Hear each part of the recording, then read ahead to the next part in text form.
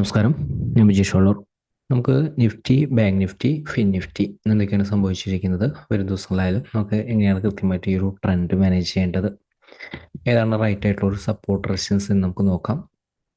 നിഫ്റ്റിയെ കുറിച്ചായാലും നമ്മൾ സൂചിപ്പിച്ചിരുന്നു, 24,060 സ്ട്രോങ് ആയിട്ടുള്ള റെസിസ്റ്റൻസ് ലെവലാണ്. അതുപോലെ തന്നെ 24,130 സ്ട്രോങ് ആയിട്ടുള്ള റെസിസ്റ്റൻസ് ലെവലാണ്. അപ്പോൾ ഈ ഒരു ഏരിയ നിഫ്റ്റിക്ക് ഒരു റെസിസ്റ്റൻസ് ഏരിയ ആയിട്ട് ആക്ട് ചെയ്യും. ഇതാണ് നമ്മൾ കഴിഞ്ഞ ദിവസത്തെ ഒരു സപ്പോർട്ട് നൽകിയിരുന്നത്. സപ്പോർട്ടിൻ്റെ മുകളിലേക്ക് നിഫ്റ്റി സസ്റ്റെയിൻ ചെയ്തപ്പോൾ ഒരു ബൈ സെൻറ്റിമെൻ്റായിരുന്നു. എക്സാക്റ്റ് ആയിട്ട് അടുത്ത റെസിസ്റ്റൻസ് വരെ നിഫ്റ്റി മൂവ് ചെയ്തിരുന്നു. അപ്പോൾ നിഫ്റ്റിയിലായാലും ഇപ്പോൾ വരും ദിവസങ്ങളായാലും നിഫ്റ്റിയുടെ ഈ ഒരു സെൻറ്റിമെൻറ്റിൽ നമുക്ക് എങ്ങനെ മാനേജ് ചെയ്യാൻ പറ്റുമെന്ന് നമുക്ക് നോക്കാം. അപ്പോൾ കഴിഞ്ഞ ദിവസത്തിൽ നൽകിയിരിക്കുന്ന സെയിം സപ്പോർട്ടുകൾ വർക്ക് ചെയ്യും.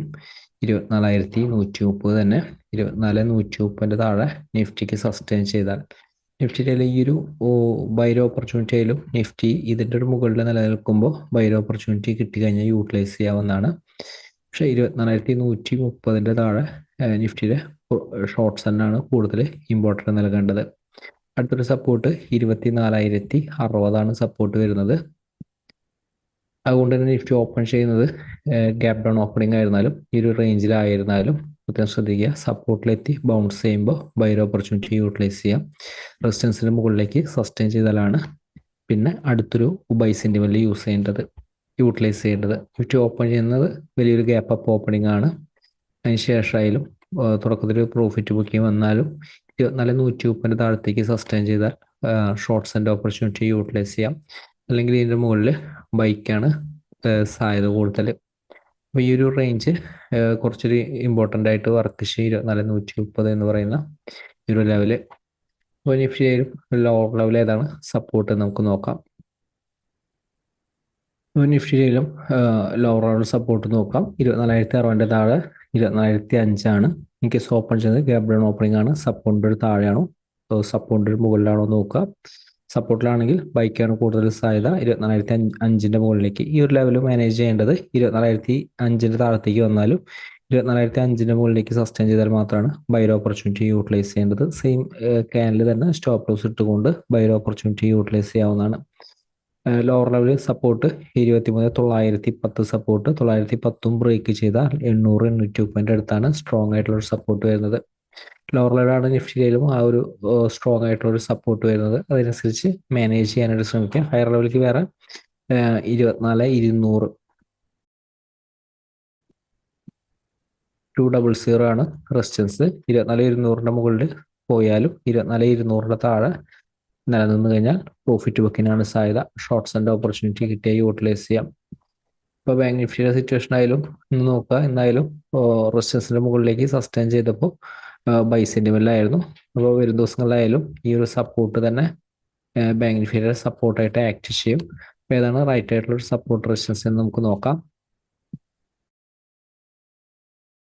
ബാങ്ക് നിഫ്റ്റിയിൽ ഓവറോൾ സപ്പോർട്ടായിട്ട് 52,280, 52,400. 52,400 മുകളിലേക്ക് 52,400 കഴിഞ്ഞ ദിവസം നൽകിയിരിക്കുന്ന സപ്പോർട്ടാണ്.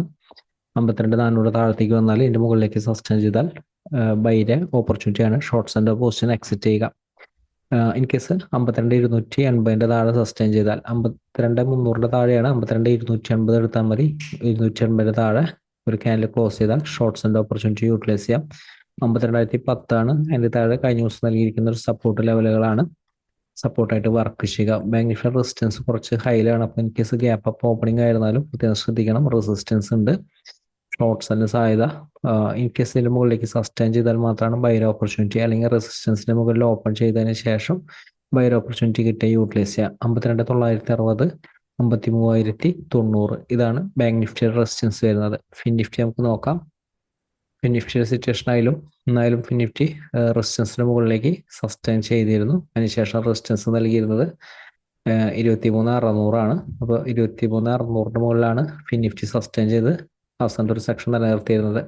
അതുകൊണ്ട് തന്നെ 23,600 തന്നെ ലോവർ ലെവല് ക്ലോസിംഗ് ലെവല് സപ്പോർട്ടായിട്ട് ആക്ട് ചെയ്യും. അപ്പോൾ ഇൻ കേസ് ഓപ്പൺ ചെയ്യുന്നത് ഈ ഒരു ലെവലിലായാലും ഷോർട്ട്സ് ആൻഡ് ഓപ്പർച്യൂണിറ്റി 23,600 താഴെ മാത്രമാണ്. അല്ലെങ്കിൽ ബൈർ ഓപ്പർച്യൂണിറ്റിക്ക് സാധ്യത കൊടുക്കാം. ഈ ഹൈ റെസിസ്റ്റൻസ് ആയിട്ട് ആക്ട് ചെയ്യും. അതായത് ഇന്ന് വന്നിരിക്കുന്ന ഹൈ റെസിസ്റ്റൻസ് ആയിട്ട് ആക്ട് ചെയ്യും.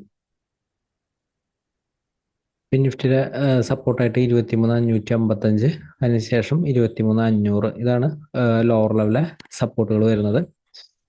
23,500 താഴെ കഴിഞ്ഞ ദിവസം നൽകിയിരിക്കുന്ന സപ്പോർട്ടുകൾ പരിഗണിക്കാവുന്നതാണ്. ഗ്യാപ് ഡൗൺ ഓപ്പണിംഗ് ആണ്. സപ്പോർട്ടിലാണെങ്കിൽ ശ്രദ്ധിക്കുക. ഈ ഒരു ലെവലിൽ നിന്ന് ബൈർ ഓപ്പർച്യൂണിറ്റി കിട്ടിയ യൂട്ടിലൈസ് ചെയ്യാം.